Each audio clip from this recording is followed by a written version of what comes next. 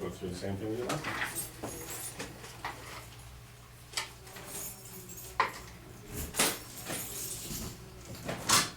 I welcome everyone to the Learning Clinic on CKLU 96.7 FM. I am your host, Bob Kirwan. And with me this afternoon, we have Hannu Piironen, who is running for the position of Councillor in Ward 10. Hannu, welcome back. Well, thanks for having me back, Robert. Yeah, so Hannu was in once before earlier. I can't recall the exact date, but this time what we're I going think to it do. was January 12th. January 12th, really early in the process, I know. This time we are videotaping the recording, and when we are complete and it's uploaded sometime by tonight or tomorrow morning, people will be able to listen to the entire show at their leisure, and I will always have it available at thelearningclinic.ca, and Hannu is free to link to it as well from his website. So this afternoon, Hannu, could you bring us up to date a little bit, just a little bit more of your background, because for people who didn't hear our show in January, just kind of tell them briefly who Hannu Piironen is, and then we'll get into some of the issues and why you're running for the position of councillor. Yeah, be glad to, Robert. My name is Hannu Piironen. I'm a lifelong resident of Sudbury. I grew up in the Minnow Lake area, and I went to school here, to Laurentian University. Then I went to Carleton and York University at Osgood Hall. So I have a law degree, and I practiced law in Sudbury for a number of years. But I left that in the mid-90s, and I pursued another career in property management and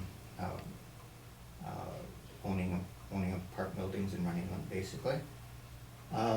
And I've been a long-time volunteer. I started my volunteer career with the Sudbury Finnish Restaurant Society in the 80s. I was there for about 10 years. Moved into, I was a board member of Network North for a number of years. I was on the executive committee.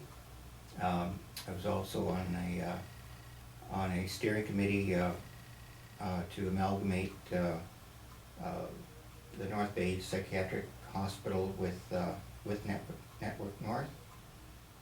Then I moved to another housing organization, the Sudbury Native Housing Board. I was there for, again, a few terms. I was treasurer.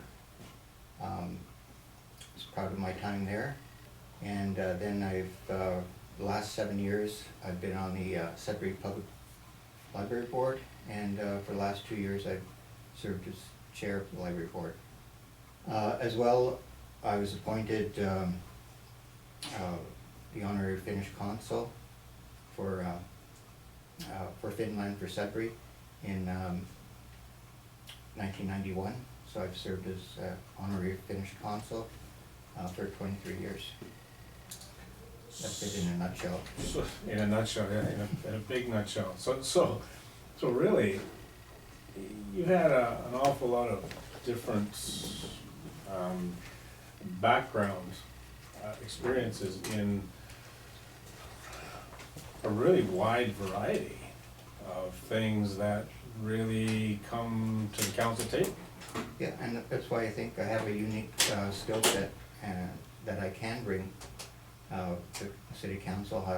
I've worked with people basically all my career. I've worked with different levels of government,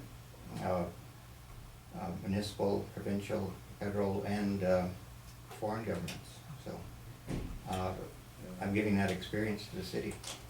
And I've got a little bit of a background in law and collective agreements and labor law more than anything else, but it seems as if we are walking a tightrope so often today in all aspects of life, but for sure in government, on the legal arena. I like that there's so much now that's involved that deals with the law and legal rights, and it's almost as if you're afraid of making decisions for lack of knowledge of what your potential legal liabilities are. So, I mean, are you noticing that? Because with your law background, you look at things a little bit Yeah. differently. Well, we've always, our society seems to be evolving into a more litigious society, which I don't think is a good thing. Also, we're always worried too much about legal liabilities, and that makes us afraid of doing things that we should be doing. It's almost we're paralyzed. Yeah, there is a paralysis there. And, but on the other hand, I think if you understand the legal process and how lawyers think, which what we're supposed to be trained to do when we go to law school, is that it's not as scary. So bringing a legal mind to city council, I think would be a good thing. There hasn't been a lawyer or a legally trained person on council for many, many years. I think Jim Buga, Jack Caldarelli, that was in the 70s and 80s. I can't remember anybody since. Your background in housing too seems to be, I don't wanna get into issues that you're gonna talk about, but it seems like the background in housing, especially with the rest homes and the senior apartments and things like that, it seems that background could serve you well on council as well. Yeah, well, housing for seniors, for anybody. For, yeah, disadvantaged, the poorer sections of society, those are issues that are very dear to me, and I understand the issues, and I understand how these projects are funded, how they're built, and how they're run. So let's get into some of the major issues that you've seen developing.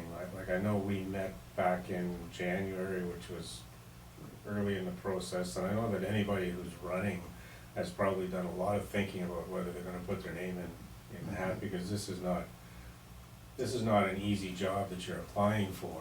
And so if you're gonna put your name in to serve on city council, it's gonna take a lot of time, it's gonna take a lot of background reading and a lot of research.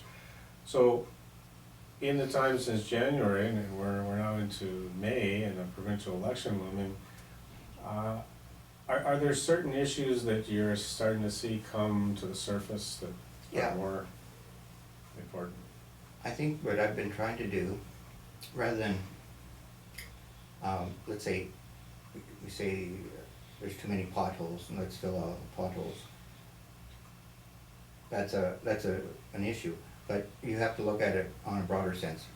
Let's say transportation, and then from that heading, all sorts of sub-issues flow from that.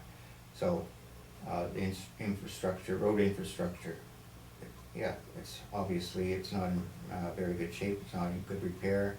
Why? We have to,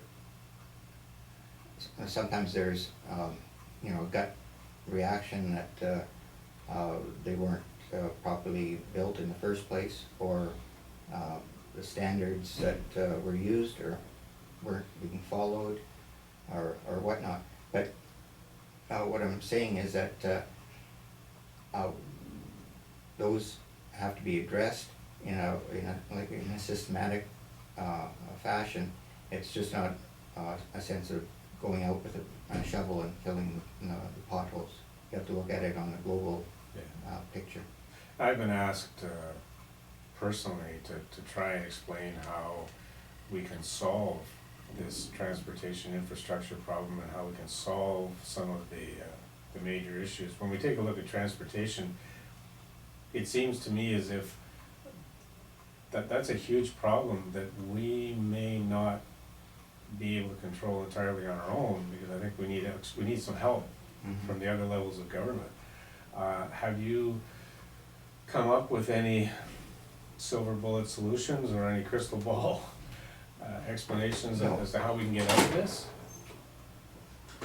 Unfortunately, there is no silver bullet, generally for this issue or for any other issues, and I think people say that they have a silver bullet or an answer that's gonna be a 100% problem solver. I don't think they're telling the truth. We know that we have a $1 billion infrastructure deficit, and that's certainly not going to be solved in one term of 1 year of council, let alone a term of council. It's something that extra money has to be put towards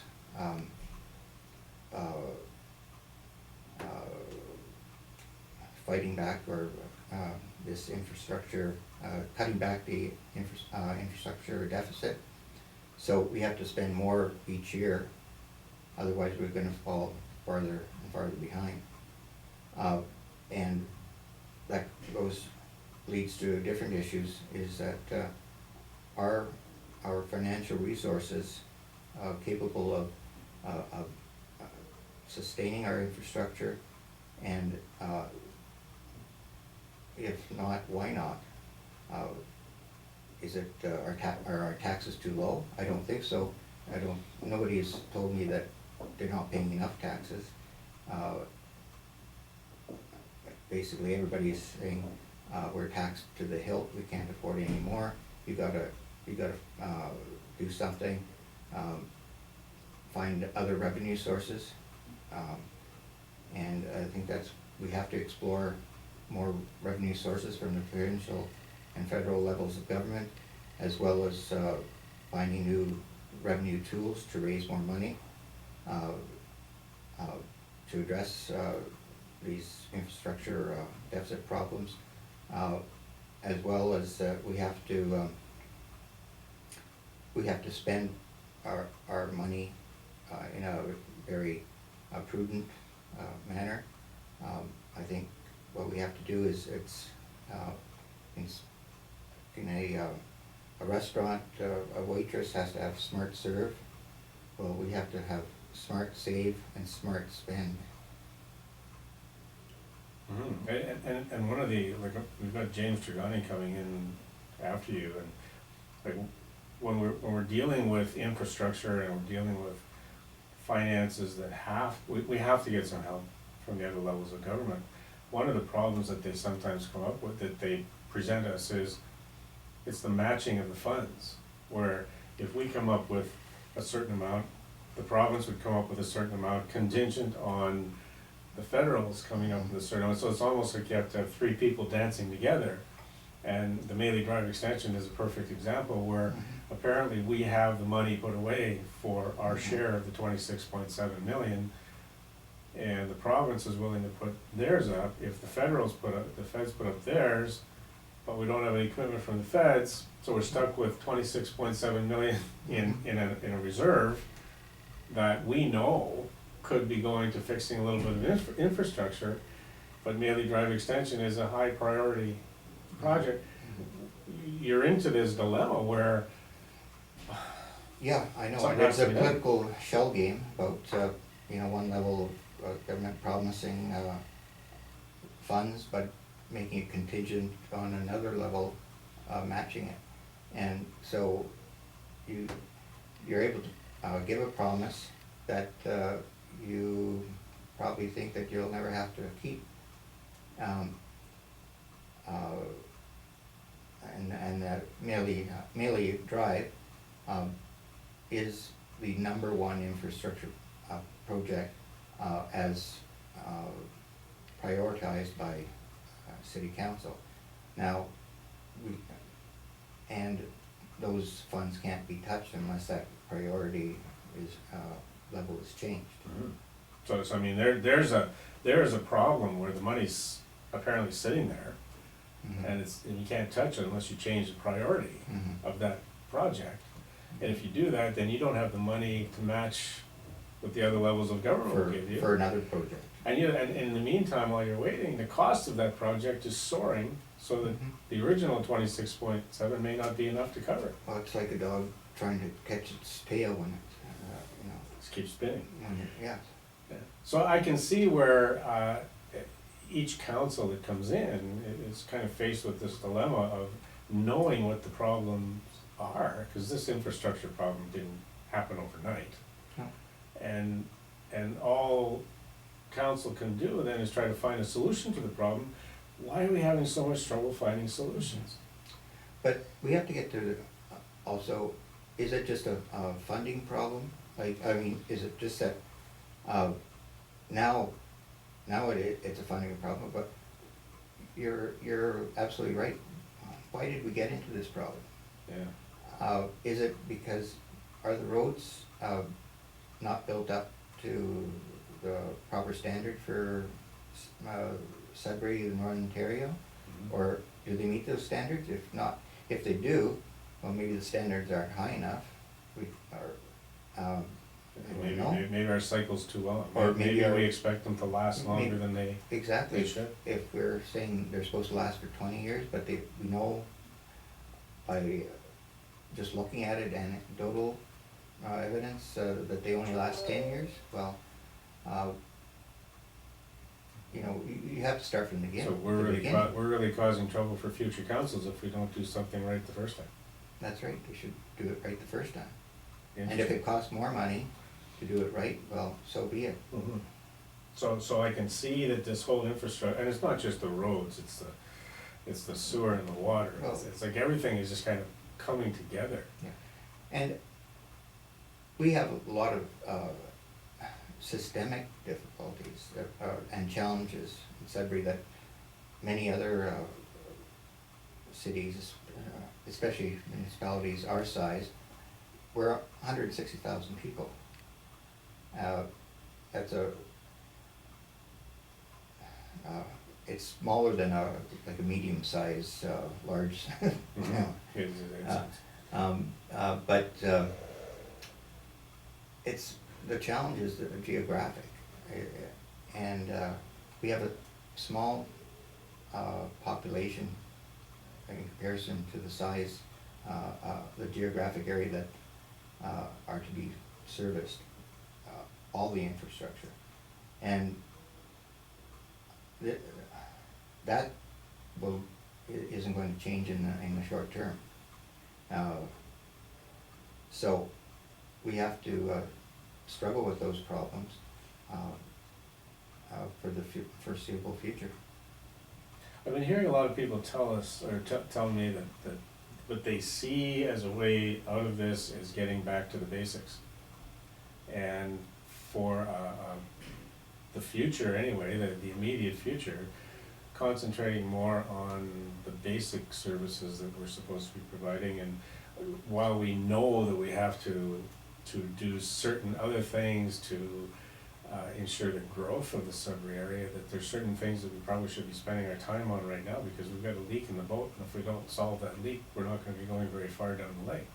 Well, politics is always making decisions and making priorities.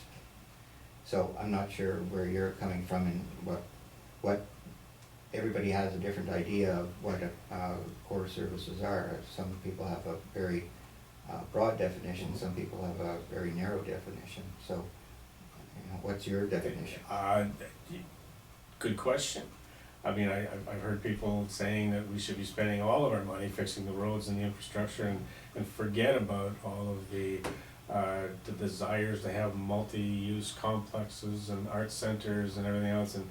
And then you got the other hand, well, if you don't deal with making this a good place to settle in the future, then you're gonna lose your tax base.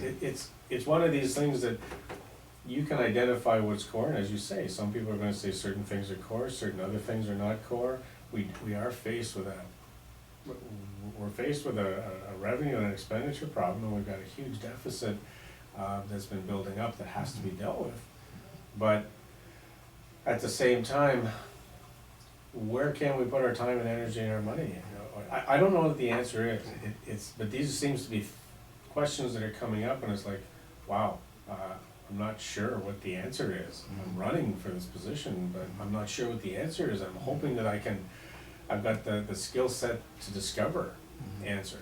And that's why I said at the beginning of the show, it seems like you're coming in with a lot of, a real varied background. I'm talking to a lot of other candidates who have come into the studio and doing the interviews, and it seems like there are a lot of people now that have a lot of different backgrounds and skill sets, and it's like they all have to be mixed together at the city council table and work together. And there's another issue that that is coming to the front. You know, how do we develop a culture around that city council table where everybody is working in unison towards solving the problems? And I'm very excited about the new council and the new mix of people that are going to be on the council.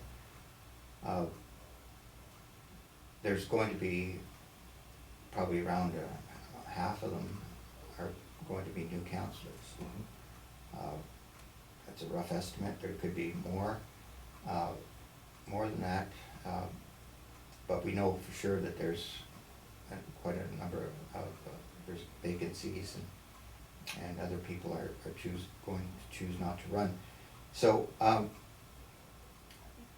but that's the great thing, is that we're going to have new people with, I think, new ideas, but a desire to work together and shake things up, because I think there has been that feeling of stagnation, I suppose, or that feeling that council doesn't have the right chemistry, and so I think there's going to be desire to try to work together. So what you're seem to be alluding to, and it's something that I believe myself philosophically too, is that you can have the same ingredients, mix them differently, you're gonna have two different cakes when it comes out. So it's not necessarily important that everybody on council be changed, or that it's all new people. It's just a different way of mixing. Yeah. And you can mix, so you figure that there might be about half, and half would be a significant change in the chemistry, wouldn't it? Well, definitely. I mean, Even it more. only takes, well, there's 13 people on council, Yeah. and so 7 votes can determine an issue. So it won't take a lot of people to change, to really shake things up. And this is the last thing I would do is denigrate or any person. I think it's just how they get, how they relate to each other. So different personalities will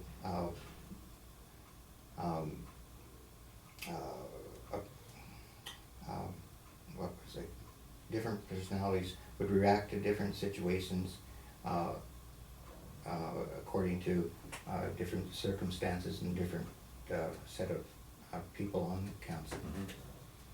Yeah, and it may not take that many people to, I guess, affect a change, because it seems as if everybody who's putting their name in to run for the position, whether they're incumbents or whether they're new, I don't think anybody ever runs for one of these positions with the wrong intention, or with the intention of doing a bad job.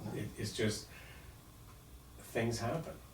And life happens, and the situations that are coming up are so critical now.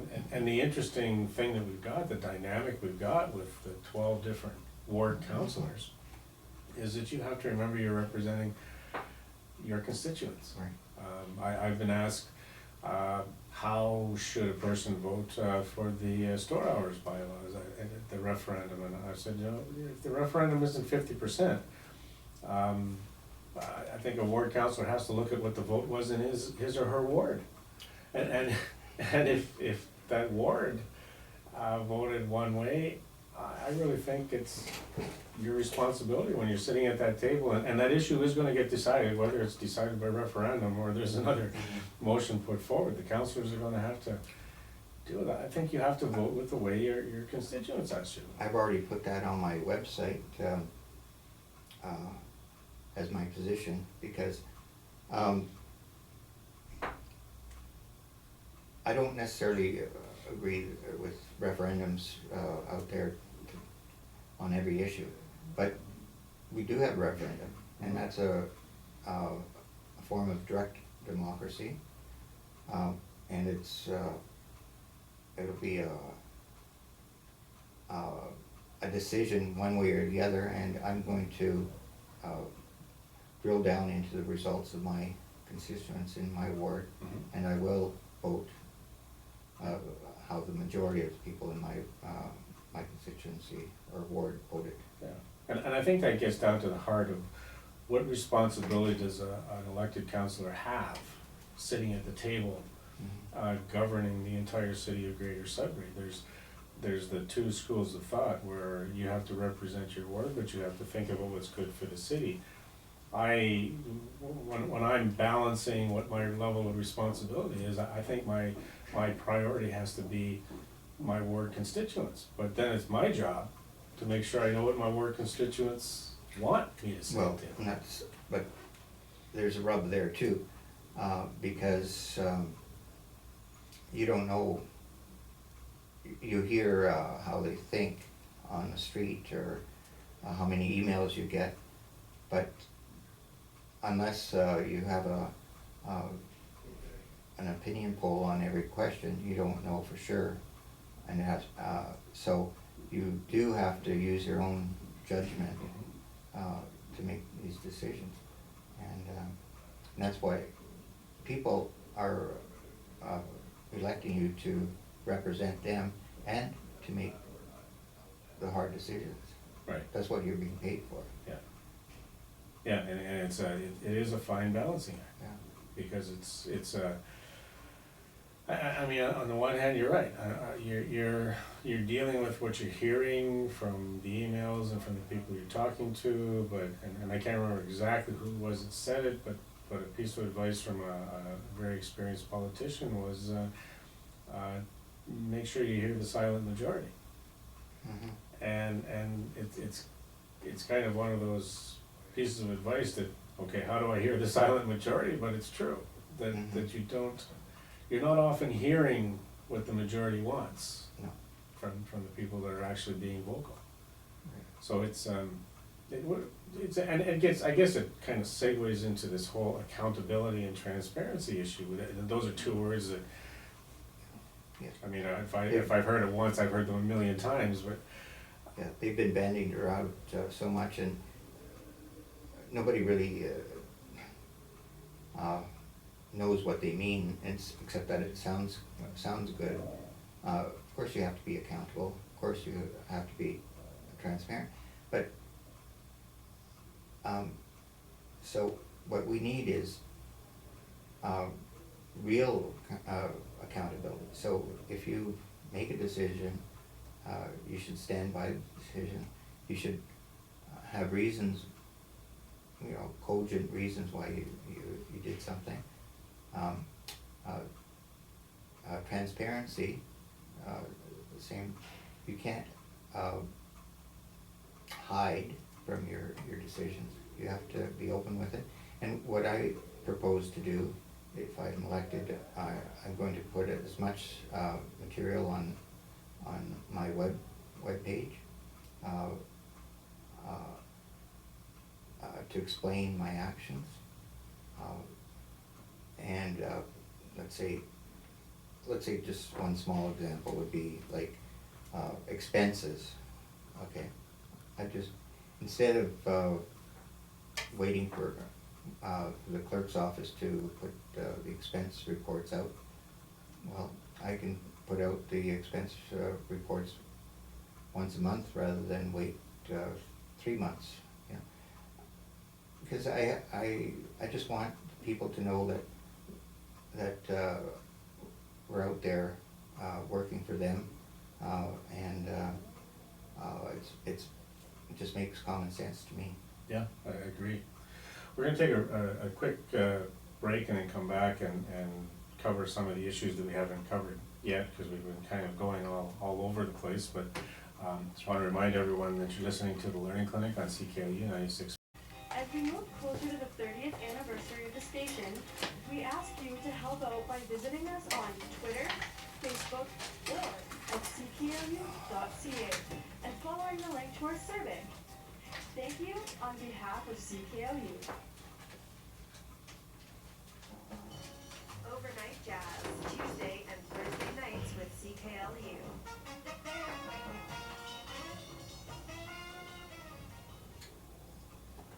And welcome back to the Learning Clinic on CKLU 96.7 FM. I'm your host, Bob Crone, and this afternoon with me in the studio is Hannu Piironen, who's running for the position of City Council in Ward 10. Hannu, we've spent the first part of the show kind of talking about different issues as they've been kind of developing and leading in and kind of coming to the forefront, but in the second half of the show, let's zero in on certain issues that you want to make sure that we talk about before we do run out of time. So Yeah, I just wanted to go back a little bit about accountability and openness. I think it goes to trust and a perceived lack of trust that between the voters and politicians. For me, I don't even like calling myself a politician. I'm just an ordinary person with ideas and who wants to serve the city. But we have to build up trust between the voter and City Hall. So one of the ways is through making politicians accountable, and that there has to be a I'd say a code of ethics that politicians should adhere to.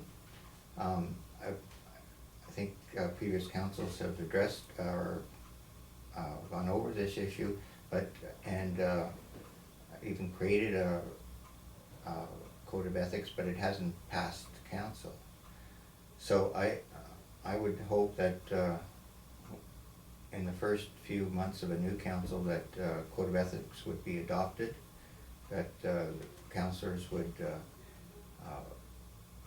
acknowledge it,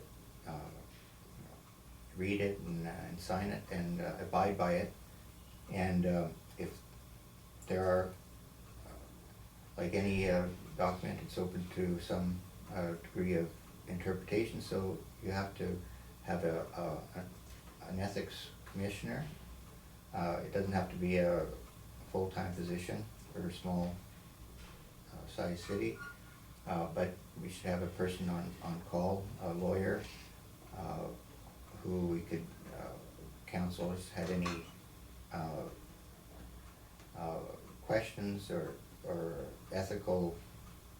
an ethical dilemma that they would want to discuss, that person would be available to do so. And at the same time, for openness, I think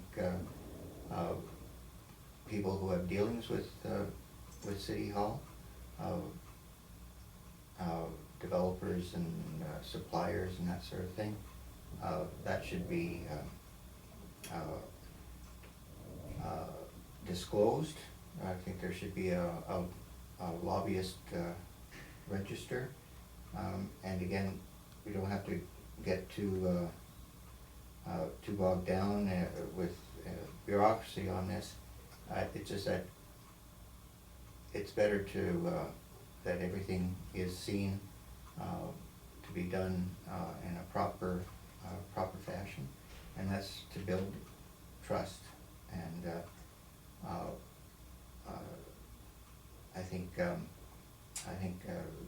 taxpayers deserve that. is this where we're getting into the ombudsman and the auditor general? And, Cause those are the Those- things that those are are- being discussed quite a but, bit. you know, those are actually, small issues that have been blown so far out of proportion. They should, again, a new council should be able to deal with, those, issues in the first 15 minutes of a meeting, and then go on to other things. We have to, set the reset button when there's a new council. The ombudsman, it seems to be, almost a no-brainer, to have the ombudsman office, investigate, closed-door meetings, because it's there, that, the fact that there's a problem with the holder of the office, Mr. Marin, has nothing to do with the fact that, the office of the ombudsman is a impartial arbitrator or investigator, and we should use it. Mr. Marin's appointment ends in 2015. There's going to be a new ombudsman next year. If some councillors had bad dealings with him, well, that'll be water under the bridge, and we start afresh. As far as the auditor general's office, of course we need an auditor general. But again, you have to separate the person from the office. If there's, I don't know Mr. Bigger, and but I know that his reports are, while they're supposed to be, I suppose,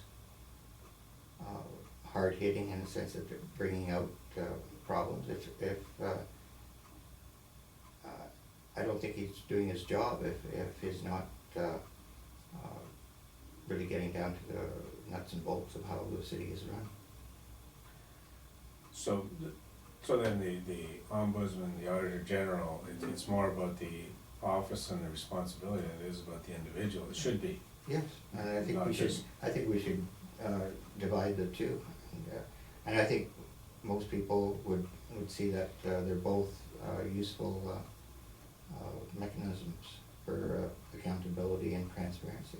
So then the public perception that the council is looking for an auditor or a ombudsman who's not gonna be as difficult on them, it seems to be missing the point of what that role is Yeah, they're supposed to be getting about. personalities. They're getting involved. Right, so you're right, I mean, from an accountability side, who would not want somebody who's gonna be a third party, hopefully an objective third party who's Exactly. confirming basically that the decisions that are being made are Right. legitimate And and it legal. goes down to the trust. Mhm.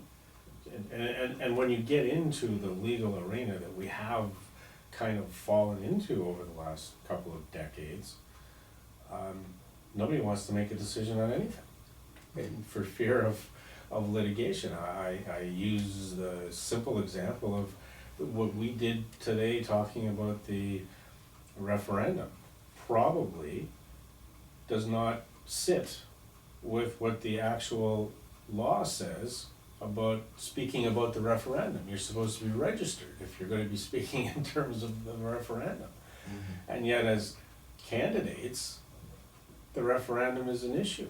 And the only person, I believe, the only group that's been registered as a lobbyist that has the legal authority to speak on the referendum questions is the Chamber of Commerce. Now, I've gone and asked the city clerk, do candidates have to be registered on this lobbyist registry? And the answer that comes back from legal counsel is they can't give legal advice. that you have to seek your own legal advice, Mhm. even though the city clerk is the one that judges whether you're violating Mhm. this provision. And so even a simple question of, tell me if I do this and I'm not registered, are you gonna rule that I'm in violation, Mhm. is, we can't give that advice out. You have to get legal counsel. And so we get into this paralysis Mhm. of inaction, where it's just a matter of, you know, which way do you turn? Yeah. And so I can see it's gonna be nice to have, and there has to be, whether you're on a school board, whether you're on any kind of a public organization, you have to have somebody who you can turn to and say, well, we are doing things properly because there is a third party who is overseeing what we're doing on your behalf. Mhm. So it is getting in the way, I think, of a lot of issues that probably should be discussed. I'm not sure, is there any other issues that you have down there before I throw one on the table that keeps coming up? Well, I suppose this is more of a hypothetical, but let's say we have the Rob's Ford situation in Sudbury or Okay. something like that. I think a lot of people say, well, we should have recall legislation that, you know, get a petition and boot the person out of office who's wronged her.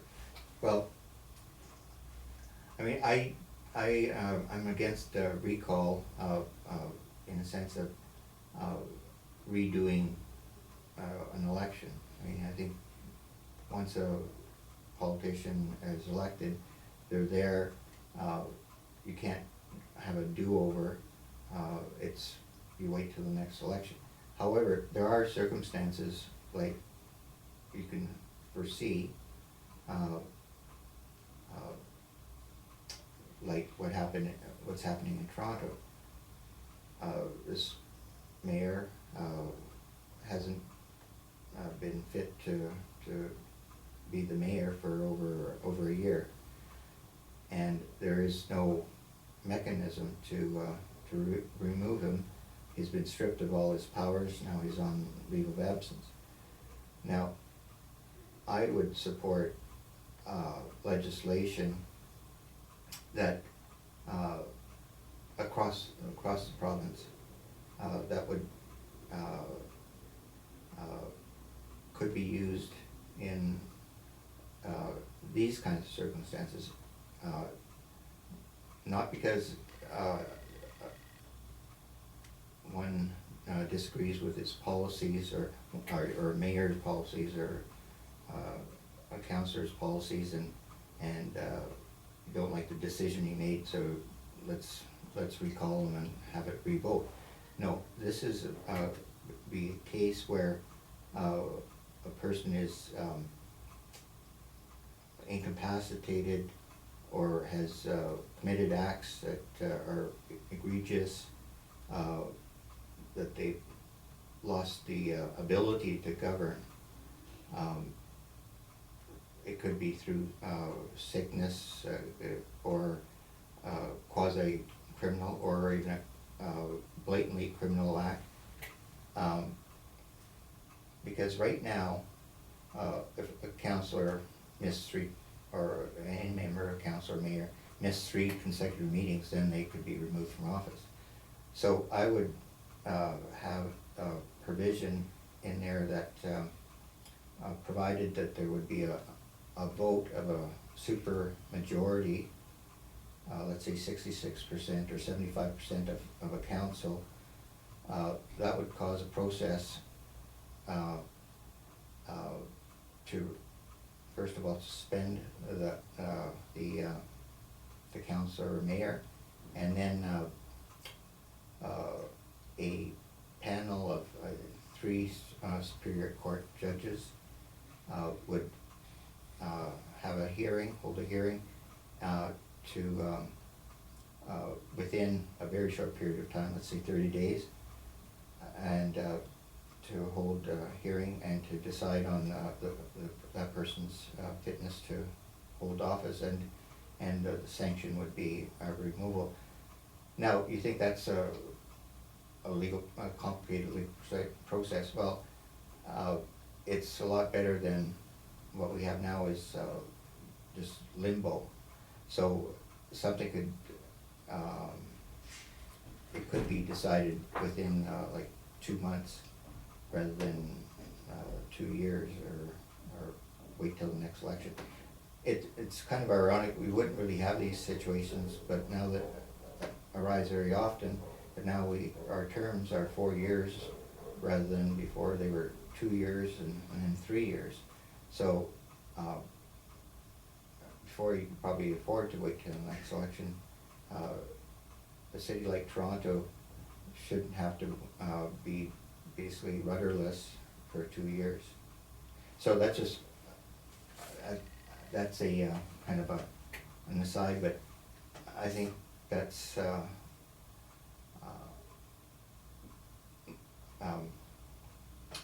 one way to that these kind of situations can be addressed.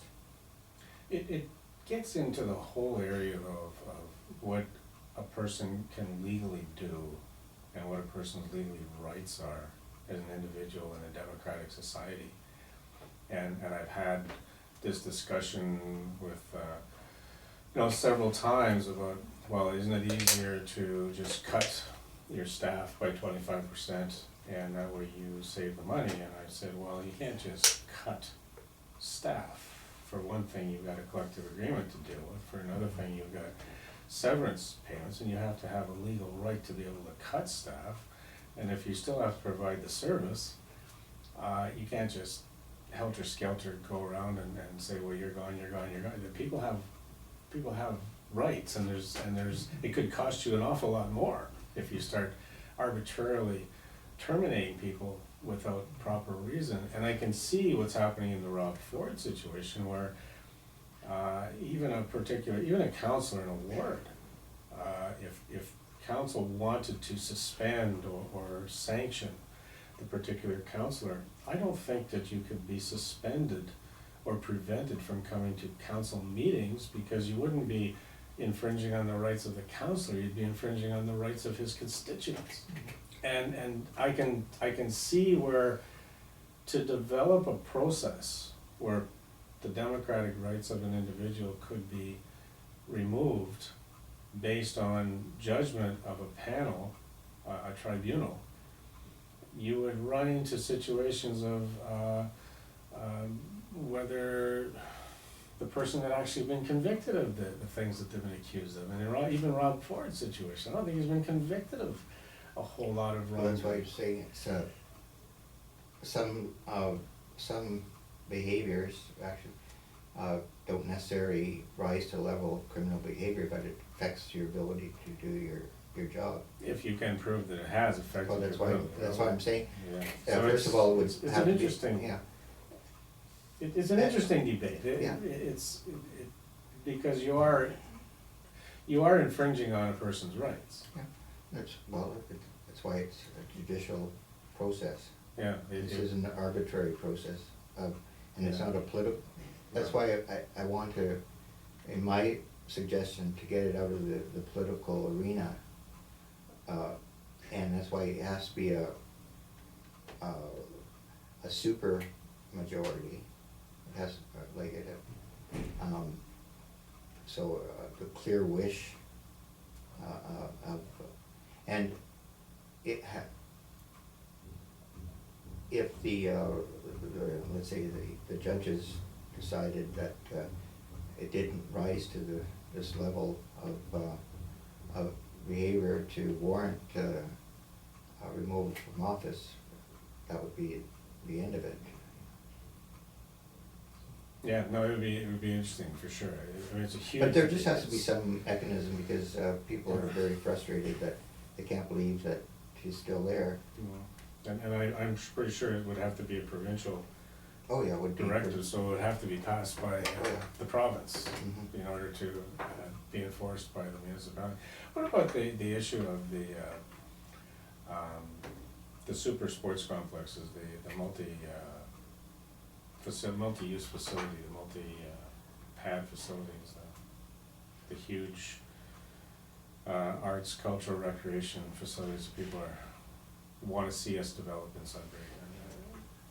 Are you hearing much interest about that? We hear people Well, I bringing it hear, up all the time. yeah, being from the downtown area, I think the buzz more is about a new arena downtown. I think the multi-pad issues are more in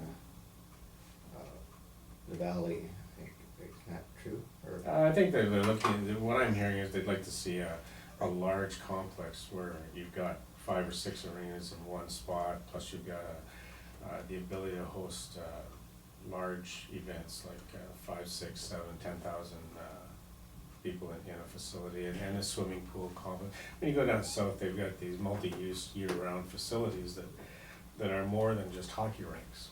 That they're actually community centers where you put everything up.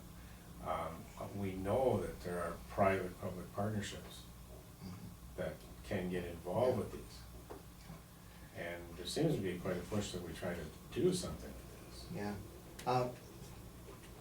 Sometimes I have a problem with private, public, because the private gets all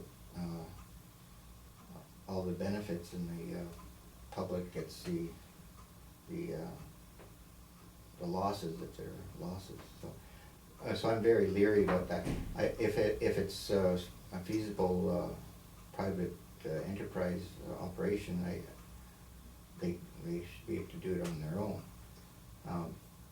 But going to the arena, for example, I think there is a need for a new arena downtown. I think that's going to be it's past its best before date. It was built in 1953. It's a crumbling piece of infrastructure. As we were alluding to roads, this is another part of the infrastructure deficit. So I think that should be a priority of a new council. These mega complexes, I must say I'm not too on top of it. I've heard that they were working on a double pad facility in Chelmsford. But I didn't know it was a part of a feeling that it was a swimming pool and everything else.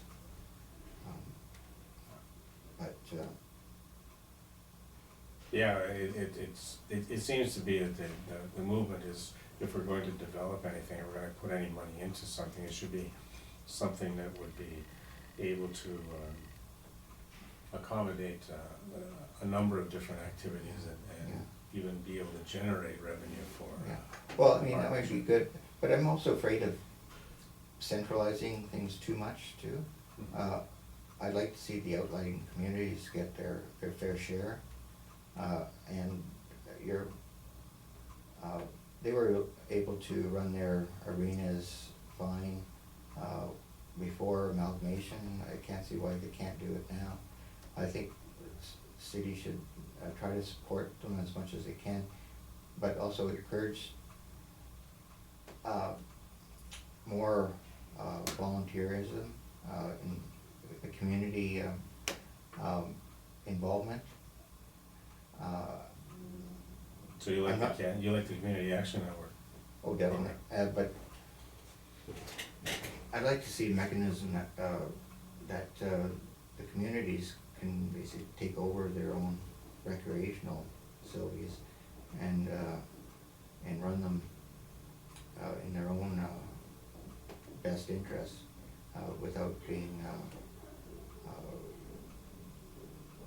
under the city's control. Think that's possible? Yes. I think there's ways to work it, and we have to strike up a committee to see how it can be done at the community level, you know, the nuts and bolts, and but if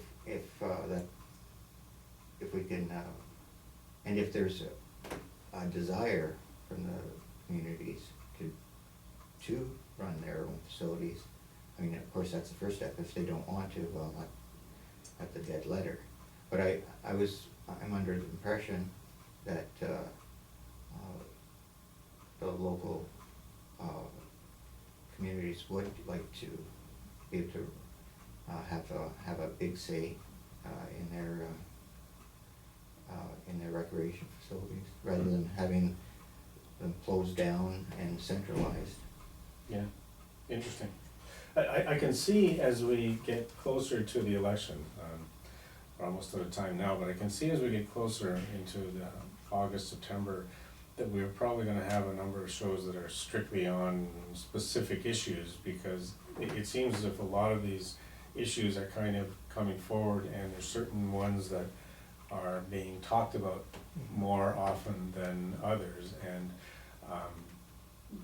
it's gonna be a matter of the candidates being able to sit down and express what their perception of the problems and the challenges and how they feel like they would like to approach it. So I can see as we move on and we get beyond the general type of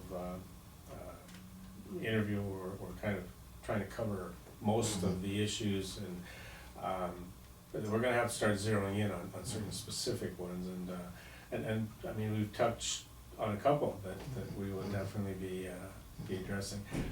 In our final few minutes, is there anything that we've missed that you definitely want to at least leave a couple comments Well, with? I'd like to make a comment that I'm on the library board, and the chair of the Okay. library board. Okay, excellent. The library is an important part of our community now, for sure. And we're in the process of, we're in a feasibility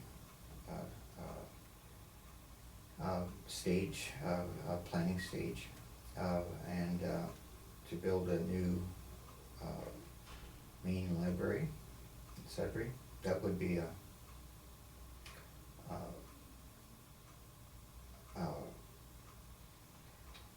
world-class facility, I'd say, but would be a showpiece for the city. Again, the library was built in about 1953, about the same time as the arena. So I think that, and they're both showing their age, but we had the civic vision back in 1953 to build both an arena and a library at the same time, and I think that we can do the same in the next term of council, or at least